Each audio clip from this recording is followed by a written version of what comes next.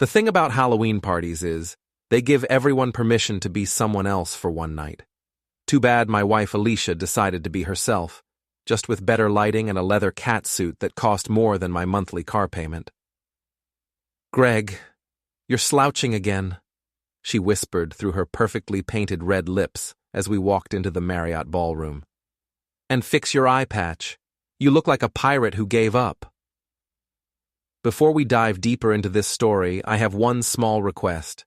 Please subscribe, drop a like, comment, and hit that hype button to boost this channel so more people can discover these incredible Reddit stories. I adjusted the cheap plastic patch and straightened my shoulders. At 38, I was still carrying the frame of my college boxing days, but now it was wrapped in 15 extra pounds and the kind of resignation that comes from managing 3 restaurants in a chain that treats customer service like a blood sport. "Better?" I asked, knowing it wasn't. Alicia was already scanning the room, her green eyes hunting for more interesting prey. The company Halloween gala was her stage, and I was just the prop she dragged along to prove she wasn't completely available. Yet. The ballroom buzzed with forced corporate cheer, lawyers dressed as superheroes, accountants in zombie makeup, and marketing executives pretending their vampire costumes were ironic. Everyone drinking too much and laughing too loud, desperate to prove they were fun outside the office. "There's Susie," Alicia said, waving at her best friend across the room. Susie owned a hair salon and had the kind of confidence that came from knowing everyone's secrets and having the bleach to prove it. Tonight she was dressed as a nurse, though the outfit looked more like it came from a website that required age verification.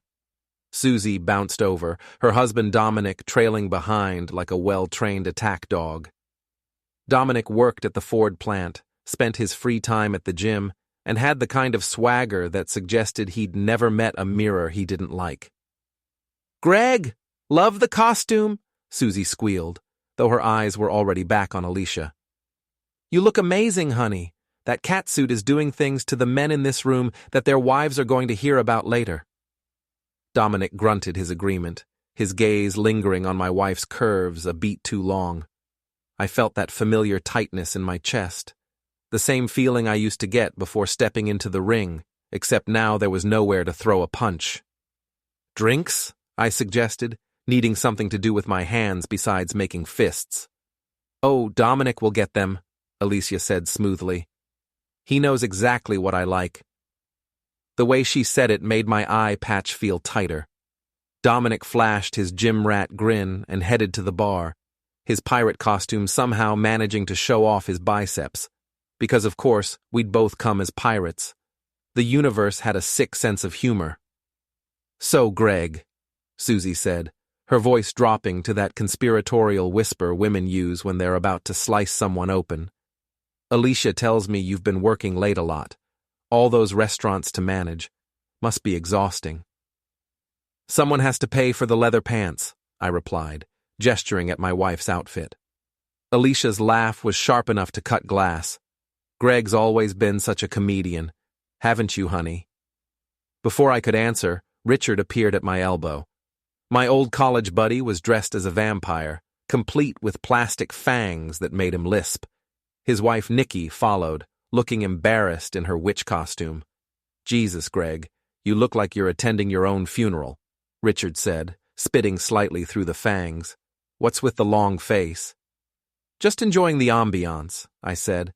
"Nothing says fun workplace event like mandatory costumes and watered-down drinks." Nikki laughed.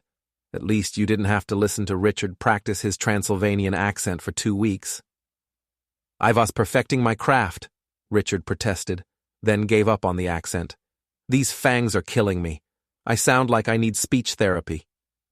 Dominic returned with drinks, somehow managing to carry 4 glasses while still looking like he was posing for a fitness magazine. He handed Alicia her martini with a flourish that involved more hand contact than strictly necessary.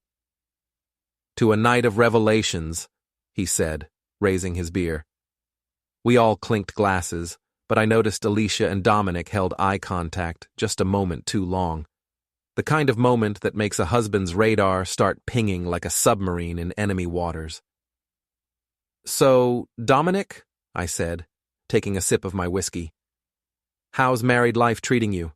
Still in the honeymoon phase?" His smile faltered for just a second. "Every day's an adventure with this one," he said, squeezing Susie's shoulder, but his eyes drifted back to Alicia. "Adventures are overrated," I said.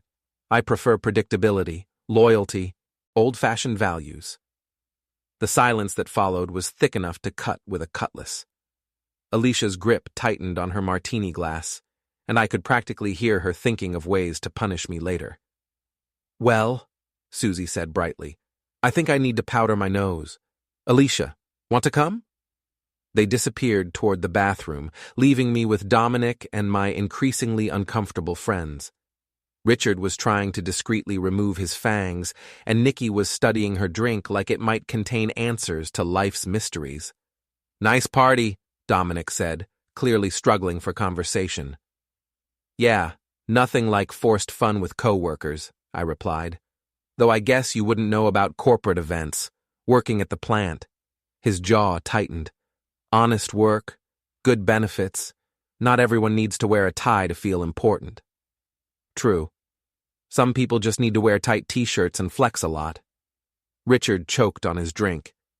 "Okay, maybe we should—" "No, it's fine," Dominic said, stepping closer. "Greg's just being Greg. Right, buddy?" The word buddy came out like a threat.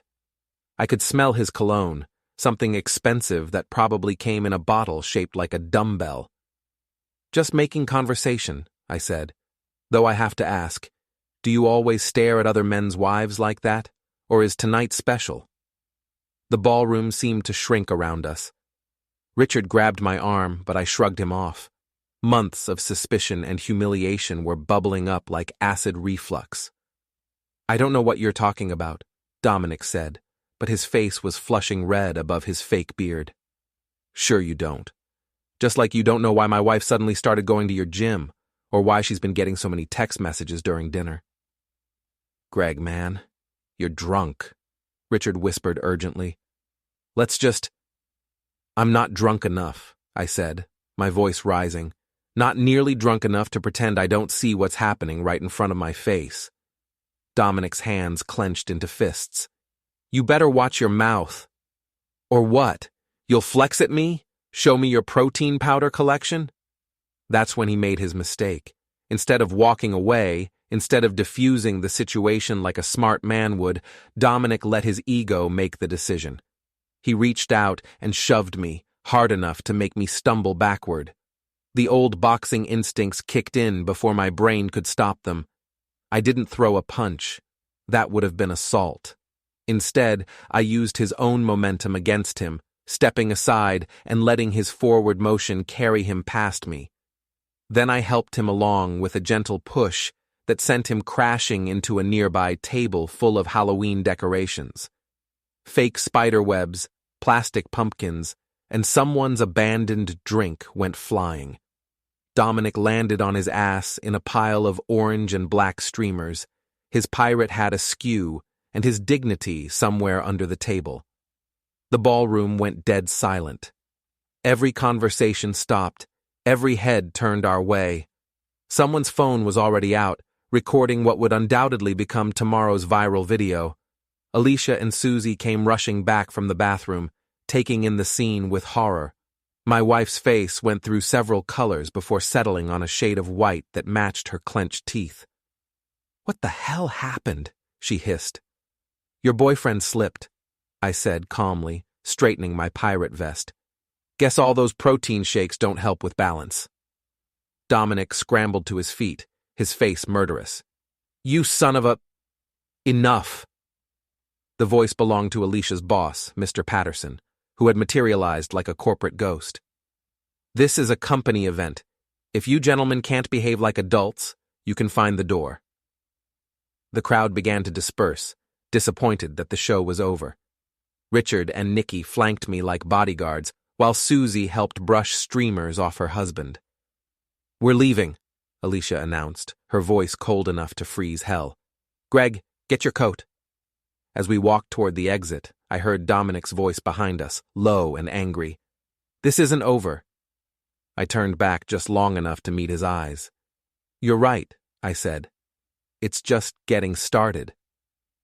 Outside in the parking lot, Alicia turned on me with the fury of a woman whose carefully laid plans had just exploded in public. "How dare you embarrass me like that? In front of my colleagues, in front of everyone." "I embarrassed you?"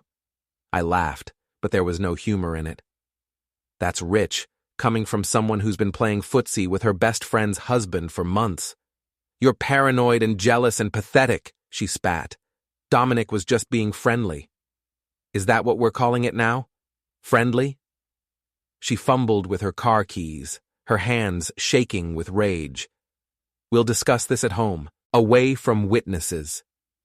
As I watched her drive away in her BMW, leaving me to find my own ride home, I realized something had shifted inside me. The humiliation, the anger, the months of feeling like a fool in my own marriage, it was all crystallizing into something harder and colder. I pulled out my phone and called an Uber, then sent a text to Richard. "Thanks for having my back tonight." His response came quickly. "Always, man. But be careful. I've heard some rumors about Alicia and Dominic. Nothing concrete, but—" I stared at the message, feeling that familiar tightness in my chest. But this time, it didn't feel like fear. It felt like the moment before the bell rings and you step into the ring, knowing someone's going to get hurt. The Uber pulled up and I climbed into the back seat. As we drove through the Halloween night, past houses decorated with fake graveyards and plastic skeletons, I couldn't help but think how appropriate it all was. Because something had definitely died tonight. My willingness to play the fool, my tolerance for disrespect, my belief that ignoring a problem would make it go away. Tomorrow, I decided, would be the first day of a very different kind of marriage. The silent treatment lasted exactly 12 hours, which was a new record for Alicia. Usually she could maintain her icy disapproval for days, rationing out her words like a prison warden distributing bread. But by Sunday morning, the need to justify her behavior outweighed her desire to punish mine. I was in the kitchen making coffee when she appeared, still in her silk pajamas, her blonde hair perfectly tousled in that way that took 40 minutes and 3 different products to achieve. "We need to talk," she announced, settling into her chair at our granite breakfast bar like a queen preparing to hold court. "Do we?" I poured myself a cup and deliberately didn't offer her one. Small rebellions, but they felt good. "About last night. About your behavior." "My behavior." I leaned against the counter, studying her face. Even first thing in the morning, she was beautiful. It was the kind of beauty that had made me stupid for 15 years, the kind that made other men stare and made me feel like I'd won some cosmic lottery. Now, I was starting to wonder what the real cost of that ticket had been. "Greg, I know you've been stressed with work, and I know managing those restaurants isn't easy, but taking it out on my friends isn't acceptable." "Your friends." I took a sip of coffee, savoring both the caffeine and her growing irritation. "Is that what Dominic is? A friend?" Her green eyes flashed. "He's Susie's husband. He's been nothing but kind to us, and you humiliated him in front of everyone." "Kind? That's an interesting word choice." I set down my mug and crossed my arms. "Tell me, Alicia, when exactly did Dominic become so important to you? Was it before or after you joined his gym?" "It's not his gym, it's just where he works out, and I joined because I needed to get back in shape after having the kids." "The kids are 8 and 10. You joined 3 months ago." She stood up abruptly, her chair scraping against the tile floor. "I don't like your tone. And I don't like being treated like an idiot in my own marriage." For a moment, we stared at each other across our designer kitchen, 15 years of marriage hanging in the balance like a sword over our heads. I could see her calculating, weighing her options, deciding how much truth she could afford to tell. "Nothing is happening between Dominic and me," she said finally. But even if there was, maybe you should ask yourself why. There it was. The admission wrapped in an accusation, the knife sliding between my ribs with surgical precision. Enlighten me, I said. When was the last time you really looked at me, Greg? Not just glanced up from your phone or your laptop, but actually saw me? When was the last time we went on a date that wasn't an obligation? When did you last tell me I was beautiful without me fishing for compliments? Each question hit like a jab to the solar plexus, because there was truth in them. I had been distant, distracted, taking her for granted. But that didn't justify what I suspected was happening. So this is my fault, I said. Your emotional affair is actually my neglect in disguise.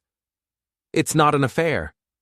But her voice cracked on the words, and we both heard it. The silence stretched between us like a chasm. Upstairs, I could hear our kids watching cartoons, their laughter a reminder of what was at stake here. Emma and Jake, 8 and 10 years old, blissfully unaware that their parents' marriage was disintegrating over breakfast. I want you to stop seeing him, I said quietly. I can't do that. He's Susie's husband. We have mutual friends, social obligations. Then you'll see him in group settings only. No more private gym sessions.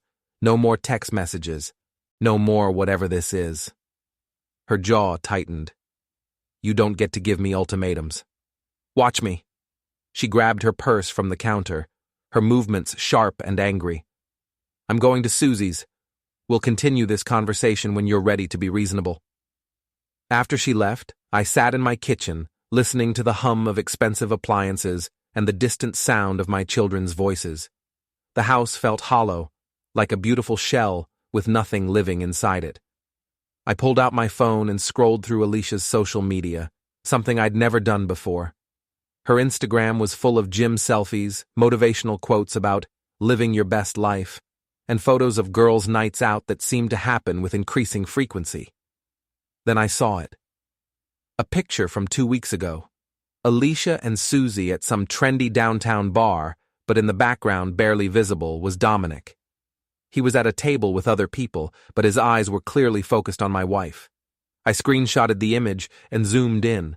There was something in his expression, a hunger that made my stomach turn. And Alicia. She was angled toward the camera, but her body language was all wrong. She was performing for someone, and it wasn't the photographer. My phone buzzed with a text from Richard. Hey man, you okay after last night? Nikki and I were worried. I called him instead of texting back. Jesus, Greg, you sound like hell, he said by way of greeting. I need to ask you something, and I need you to be honest. What have you heard about Alicia and Dominic? The pause that followed told me everything I needed to know. Richard? Look, man, it's probably nothing. Just gossip, you know how people talk. What kind of gossip? Another pause. Nikki heard from her sister that someone saw them at that new restaurant downtown, the Italian place.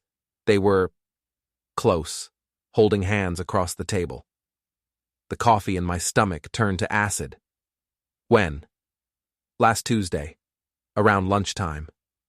Last Tuesday, the day Alicia said she was meeting a client about a marketing campaign. The day she came home 2 hours later than expected, her lipstick freshly applied, and her story just a little too detailed. There's more, Richard said reluctantly. Nikki didn't want me to tell you, but after what happened last night, tell me. Her sister works at the Marriott. She said she's seen them there too. In the bar, always sitting in the back corner. Always very intimate. I closed my eyes, feeling the last of my denial crumble away. How long has this been going on? Greg, I don't know for sure that anything's going on. It could be innocent. How long, Richard? A couple months, maybe more. Look, maybe you should talk to Alicia directly. Give her a chance to explain. After I hung up, I sat in my kitchen for a long time, staring at nothing. 15 years of marriage, 2 kids, a mortgage, a life we'd built together, and she was throwing it all away for a muscle-bound factory worker with more testosterone than sense. But what really killed me wasn't the betrayal itself. It was how stupid I'd been. How many signs I'd missed. How many lies I'd swallowed. How many times I'd made excuses for her behavior because I didn't want to face the truth. My phone buzzed with a text from Alicia. "Staying at Susie's tonight. Need space to think." I stared at the message, imagining her at Susie's house, probably getting coached on how to handle her suspicious husband. Or maybe she wasn't at Susie's at all.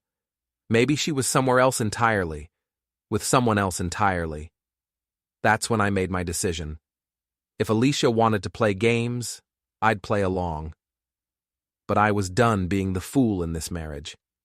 It was time to level the playing field. I went upstairs to check on the kids, who were now building something elaborate with Legos in Jake's room. "Where's Mom?" Emma asked, not looking up from her construction project. "She went to see Aunt Susie. She'll be back tomorrow." "Can we have pizza for dinner?" Jake asked hopefully. "Absolutely." They cheered and went back to their building, secure in their world where the biggest worry was whether they'd have enough pepperoni. I envied them their innocence. That evening, after the kids were in bed, I did something I'd never done before. I drove to Susie's house and parked across the street just to see if Alicia's car was really there. It wasn't. I sat in my car for 20 minutes, watching Susie's house, seeing the warm light in her windows, the normal suburban evening playing out behind her curtains. Alicia's car was nowhere to be seen. On the drive home, I passed the Marriott. Almost without thinking, I turned into the parking lot and cruised through, looking for her BMW. I found it parked near the back entrance, the one that led directly to the bar. My hands were shaking as I parked and walked into the hotel. The bar was dimly lit, full of business travelers and locals looking for somewhere classier than the chain restaurants out by the highway. I found them in the back corner, just like Richard had said. Alicia was wearing the red dress she'd claimed was too fancy for anywhere we ever go. Dominic was leaning across the small table, his hand covering hers, their heads close together in intimate conversation. They were so absorbed in each other that they didn't notice me until I was standing right next to their table.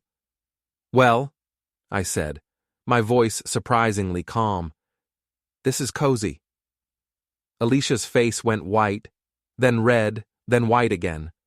Dominic had the grace to look embarrassed, but he didn't let go of her hand. "Greg," Alicia said, her voice barely above a whisper, "this isn't what it looks like." I pulled out my phone and took a picture before either of them could react. The flash lit up their guilty faces like a crime scene photographer's strobe. "Actually," I said, "it's exactly what it looks like." Dominic finally found his voice. "Look, man, we were just talking. Save it." I looked at my wife, this woman I'd loved for 15 years, and felt something cold and final settle in my chest. "When you're ready to have an honest conversation about our marriage, you know where to find me. Until then, enjoy your evening." I walked out of the bar with my head high and my heart in pieces, but with something else too: clarity. For the first time in months, I knew exactly where I stood and exactly what I was dealing with. The war had begun, and I was finally ready to fight. The confrontation came the next morning, earlier than I expected. Alicia arrived home at 7 a.m., her red dress wrinkled and her carefully constructed explanations already falling apart before she opened her mouth. I was in the kitchen again, same position as yesterday, but everything had changed. The coffee tasted different, the morning light seemed harsher, and the woman walking through my door felt like a stranger wearing my wife's face. "We need to talk," she said, but her voice lacked yesterday's authority. "Do we? I thought the picture was worth 1,000 words. She flinched. "Greg, please, let me explain." "Explain what? How you've been lying to me for months? How you've been sneaking around with your best friend's husband? How you looked me in the eye yesterday and denied everything? It's not what you think." "Stop." I held up my hand. "Just stop. I'm done with the lies, Alicia. I know about the restaurant. I know about the hotel bar. I know about all of it." She sank into her chair, the fight going out of her like air from a punctured balloon. For a moment, she looked vulnerable, almost like the woman I'd married. Then her jaw tightened, and I saw her shift tactics. Fine. Yes, Dominic and I have been close. But it's not some sordid affair, Greg. It's a connection, something real. A connection. I laughed, but there was no humor in it. Is that what we're calling adultery now? We haven't slept together. Yet. She didn't deny it, which was answer enough. What do you want from me? She asked. You want me to apologize for finding someone who actually pays attention to me? Someone who makes me feel alive again? I want you to remember that you have a husband and 2 children who depend on you. I want you to remember the vows you made 15 years ago. Those vows went both ways, Greg. When was the last time you made me feel desired? When did you last plan a surprise for me or tell me you loved me without me saying it first? She was right, and we both knew it. I had been distant, preoccupied with work, taking our marriage for granted. But that didn't justify what she'd done. So we work on it, I said. We go to counseling. We fix what's broken. What if I don't want to fix it? The question hung between us like a blade. Upstairs, I could hear the kids getting ready for school, their voices a reminder of what was at stake. Then we need to discuss what happens next, I said quietly. I need time to think. You've had months to think. While you were thinking, I was here, taking care of our children, paying our bills, trying to hold our family together. Don't you dare play the martyr card with me. And don't you dare play the victim. You made choices, Alicia. Now we all have to live with the consequences. She stood up, grabbing her purse. I'm taking the kids to school. When I get back, I want you gone for the day. I need space. This is my house too. Just for today, please. After she left with Emma and Jake, I sat in the quiet kitchen and tried to figure out what came next. Divorce seemed inevitable, but I wasn't ready to blow up my children's world just yet. Maybe there was still a chance to salvage something, some way to rebuild what we'd lost. My phone rang. Richard, how are you holding up? He asked. I've been better. Listen, I need a favor. Anything. I need you to find out everything you can about Dominic. Where he works, where he hangs out, what his schedule is like. Can Nikki's sister help with that? Greg, what are you planning? Nothing violent, I just need to understand what I'm dealing with. Okay, but be careful. Guys like Dominic don't like being cornered. Neither do guys like me. That afternoon, I drove to Dominic's gym. It was one of those serious bodybuilding places, all black iron and motivational posters, where the air smelled like sweat and desperation. I signed up for a day pass and found a corner where I could observe without being noticed. Dominic was there, of course, working out with the kind of intensity that suggested he was trying to lift away his problems. He was bigger than I remembered, all bulging muscles and barely contained aggression. But there was something else, too. A nervousness that hadn't been there before. Good. He should be nervous. I watched him for an hour, learning his routine, his habits, the way he interacted with other gym members. He was popular here, the kind of alpha male that other men deferred to and women flirted with. But I also noticed how often he checked his phone, how distracted he seemed, probably waiting for messages from my wife. When he finished his workout and headed to the locker room, I followed at a distance. The locker room was nearly empty, just a few stragglers changing clothes. Dominic's locker was in the back corner, and he'd left it slightly ajar while he showered. I'm not proud of what I did next, but desperate times call for creative measures. I slipped a small GPS tracker into his gym bag, the kind you can buy online for tracking luggage. Nothing illegal, nothing that would get me arrested, just a way to keep tabs on where he went and when. Over the next week, I tracked his movements obsessively. Work, gym, home, and twice to locations that made my blood boil, the Marriott bar and a small motel on the outskirts of town. Both times, Alicia's car was there too. The motel visits told me everything I needed to know about how far their connection had progressed. Meanwhile, at home, Alicia and I maintained a cold civility for the kids' sake. We slept in separate bedrooms, communicated through text messages even when we were in the same house, and pretended everything was normal when Emma and Jake were around. But I was planning. Researching divorce lawyers, documenting evidence, preparing for the battle I knew was coming. Because if Alicia thought she could destroy our family and walk away with half of everything I'd worked for, she was about to learn otherwise. The breaking point came on a Friday night. Alicia announced she was going out with the girls, the same lie she'd been using for weeks. I waited until she left, then checked the GPS tracker. She was heading straight for the motel.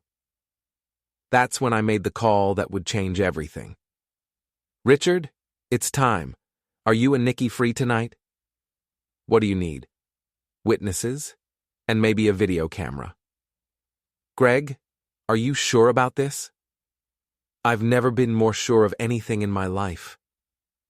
An hour later, we were parked outside the Sleepy Inn motel, watching my wife's BMW in the parking lot. Room 237, according to the GPS tracker that was still in Dominic's gym bag.